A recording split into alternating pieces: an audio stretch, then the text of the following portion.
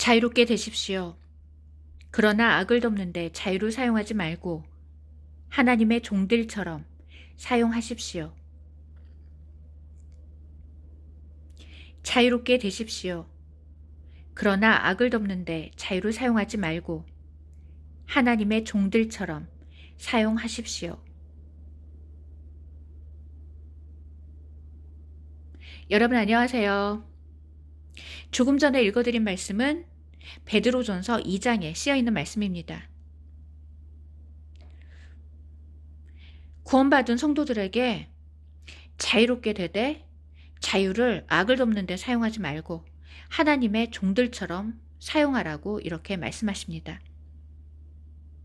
그런데 여기에 쓰여있는 하나님의 종들이 계시록에서 이마에 인침받는 하나님의 종들을 뜻한다는 것입니다.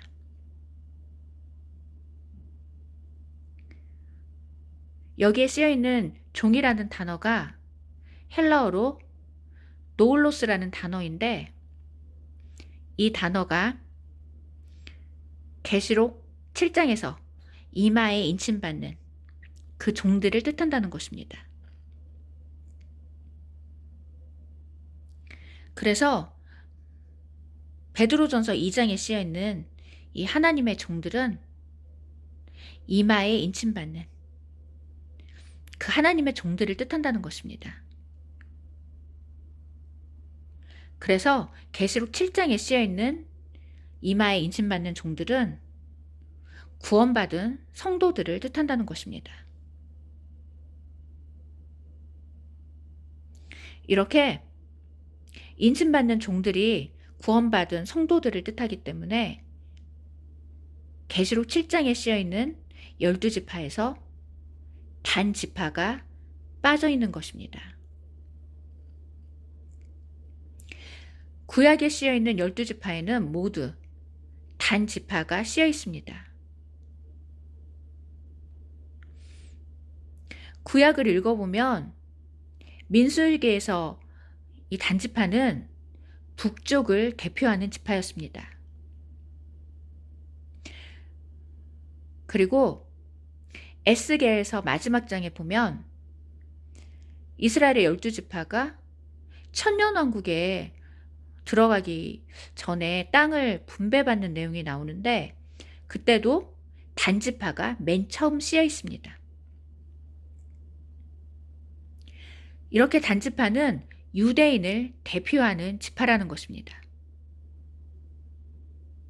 그런데 유대인을 대표하는 단지파가 이상하게 계시록 7장에는 빠져 있습니다. 그 이유는 계시록 7장에 있는 12지파는 유대인이 아니라는 것입니다. 계시록 7장에 쓰여 있는 12지파는 구원받은 성도들, 바로 구원받은 교회들을 뜻하기 때문에 유대인을 상징하는 단지파가 빠져 있다는 것입니다.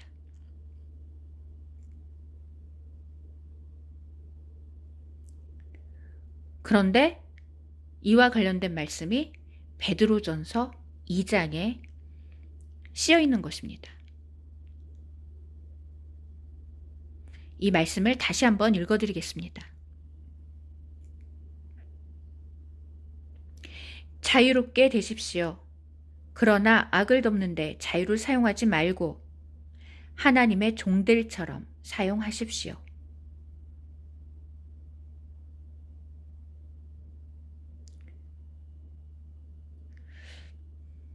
이렇게 구원받은 성도가 바로 하나님의 종들이라는 것입니다. 이마에 인침받는 하나님의 종들. 그래서 계시록 7장에 쓰여 있는 이마에 인침받는 그 하나님의 종들은 바로 구원받은 성도들, 구원받은 교회들을 의미한다는 것입니다.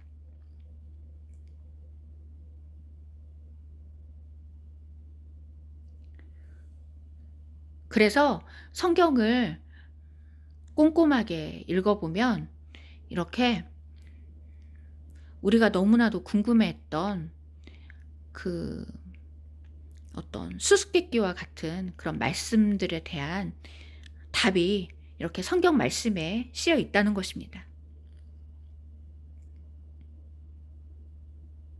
그래서 무작정 많은 사람들이 주장하는 대로 따라가면 안 된다는 것입니다. 지금은 마지막 때이기 때문에 너무나도 많은 사람들이 거짓된 말씀에 치우쳐 있다는 것입니다. 그런데 이러한 거짓된 말씀을 분별하기 위해서는 우리가 말씀을 꼼꼼히 읽어야 한다는 것입니다. 그래서 우리가 이 말씀을 이렇게 꼼꼼히 읽고 자세히 우리가 말씀을 연구할 때 거짓된 그 사람의 가르침을 분별할 수 있다는 것입니다. 그래서 우리가 너무나도 오랜 세월 동안 계시록 7장과 14장에 쓰여 있는 말씀이 유대인이라고 그렇게 거짓된 가르침에 속아왔다는 것입니다. 그런데 성경 말씀에 이렇게 그에 대한 답이 씌어 있는 것입니다. 그래서 계시록 7장에서 이마에 인침받는 하나님의 종들은 구원받은 성도들이라는 것입니다.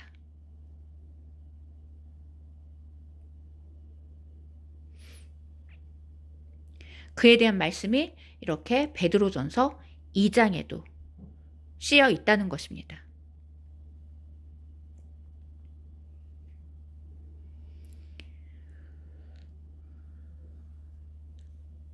할렐루야. 너무나도 놀라운 하나님의 말씀을 찬양하며 경배합니다.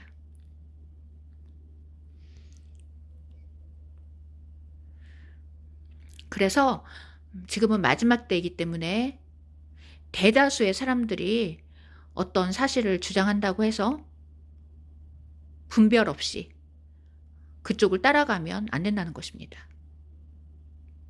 예수님께서 좁은 길로 가라고 말씀하셨습니다. 멸망으로 이끄는 길은 넓은 길이라고 하셨기 때문에 지금 대다수가 선택하고 있는 넓은 길은 멸망으로 가는 길이라는 것입니다. 그래서 진리의 말씀만 붙들고 좁은 길로, 좁은 문으로 들어가는 사람들이 승리하게 된다는 것입니다. 그런데 놀라운 것은 제가 오늘 영상을 찍으려고 휴대폰을 봤는데 휴대폰 화면에 444라는 숫자가 떠 있었습니다. 이 숫자에 대해서 여러 번 전해드렸는데 아직도 이 숫자의 의미가 무언지 궁금해하시는 분들이 계셔서 다시 한번 전해드리겠습니다. 444라는 숫자는 헬라어로 남편, 예수와 그리스도라는 뜻이 있습니다. 444라는 수가 헬라어로 남편, 예수와 그리스도라는 뜻이 있습니다.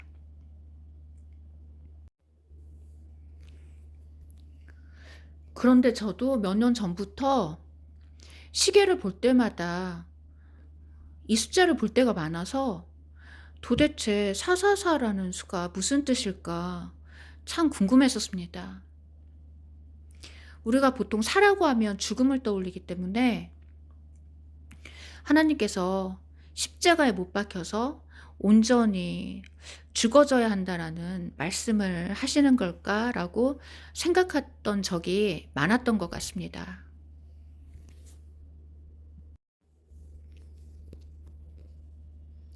그런데 놀랍게도 이 숫자가 남편 대신 예시와를 뜻하는 숫자였습니다.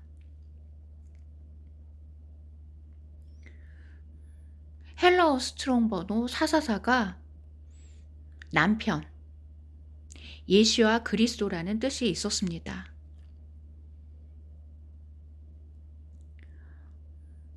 그런데 제가 이 부분에 대해서 알게 되고 나서 너무나도 놀라서 이 사실을 여러 번 전해드렸는데, 아직도 이 부분에 대해서 종종 물어보시는 분들이 계셔서 다시 한번 전해드립니다.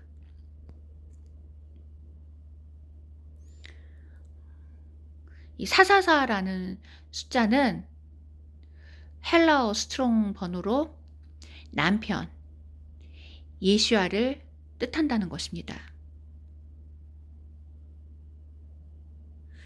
그런데 하나님께서 요즘에 이렇게 남편 대신 예슈아를 뜻하는 숫자를 여러분들에게 보여주시는 이유는 그만큼 신랑 대신 예수야께서 오심이 매우 가깝다는 것입니다.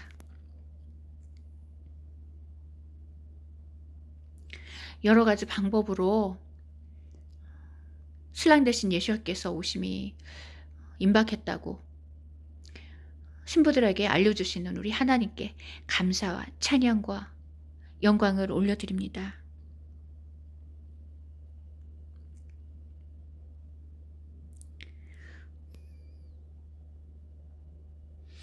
여러분을 부르신 분이 거룩하신 것처럼 여러분도 모든 행동에 있어서 거룩해지십시오.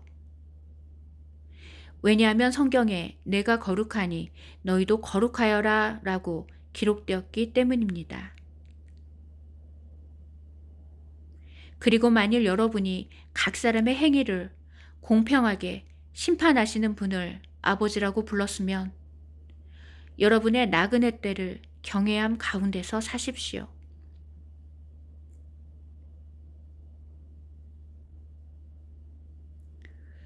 이렇게 베드로전서 1장에서 하나님이 거룩하신 것처럼 성도들도 거룩한 삶을 살아야 한다고 쓰여 있습니다.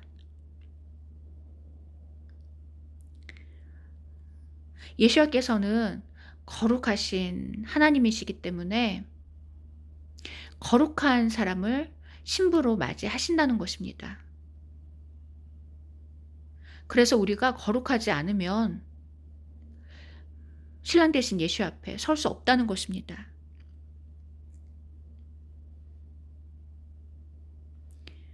그리고 만일 여러분이 각 사람의 행위를 공평하게 심판하시는 분을 아버지라고 불렀으면 여러분의 나그네 때를 경외함 가운데서 사십시오.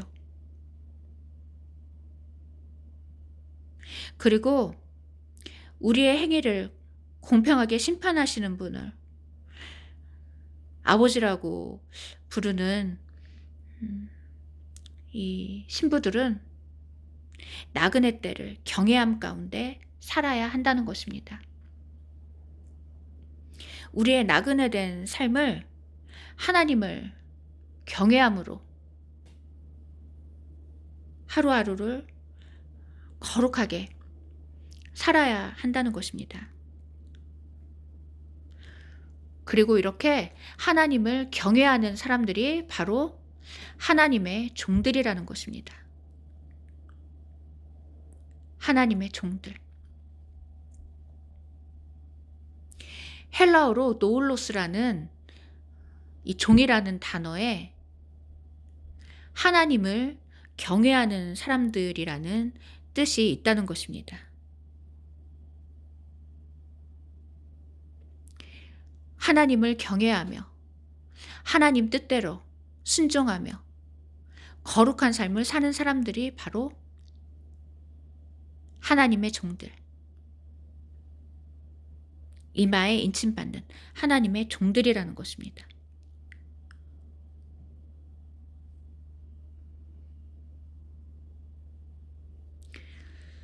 할렐루야. 그리고 히브리어로 종이라는 단어에 양자라는 뜻이 있습니다. 양자. 그리고 이것은 하나님이 양자로 삼은 교회들을 뜻한다는 것입니다.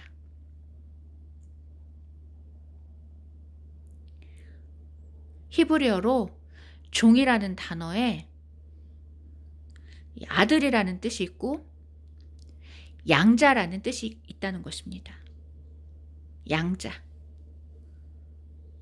그리고 이것은 하나님이 마지막 때에 양자 삼은 교회들을 의미한다는 것입니다. 그래서 하나님의 종들이라는 이 단어에 하나님의 아들들, 하나님께서 양자 삼은 교회들이라는 뜻이 있다는 것입니다.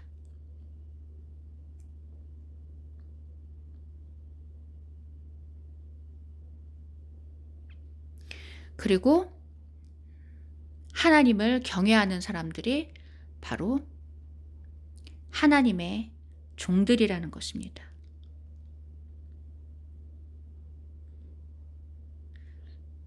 이 도울로스라는 헬라어에 이 하나님의 종들이라는 이 단어에서 이 도울로스라는 단어에 하나님을 경외하는 사람들이라는 의미가 있다는 것입니다.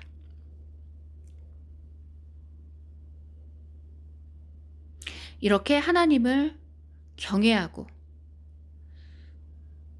하나님께 순종하며 거룩한 삶을 사는 사람들이 바로 하나님의 종들이라는 것입니다.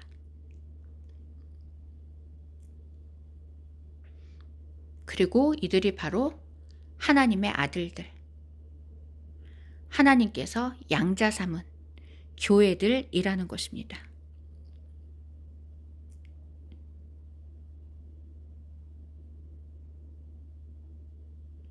계시록 마지막 부분에 보면 하나님께서 이기는 사람들을 하나님께서 아들로 삼으시겠다는 말씀이 쓰여 있습니다. 이기는 교회들이 바로 하나님의 아들들이 된다는 것입니다. 그래서 계시록 앞부분에 이기는 교회들에게 어떠한 그 상을 주시겠다는 말씀이 7번 반복해서 쓰여 있는 이유는 이 이기는 교회들이 바로 하나님이 아들로 삼으시는 그 사람들이라는 것입니다. 이기는 교회들을 하나님께서 하나님의 아들로 양자 삼아서 그들로 하여금 하나님 나라를 상속받게 하신다는 것입니다.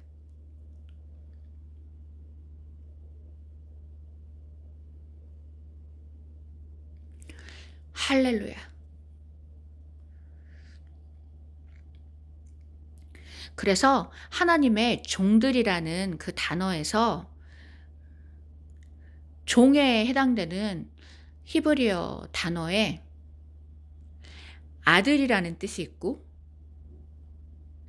양자라는 뜻이 있다는 것입니다. 하나님께서 양자 삼으신 교회들, 하나님께서 아들로 삼아서 상속받게 하시는 교회들, 이러한 뜻이 있다는 것입니다. 그래서 계시록은 이기는 교회들에 대한 말씀이기 때문에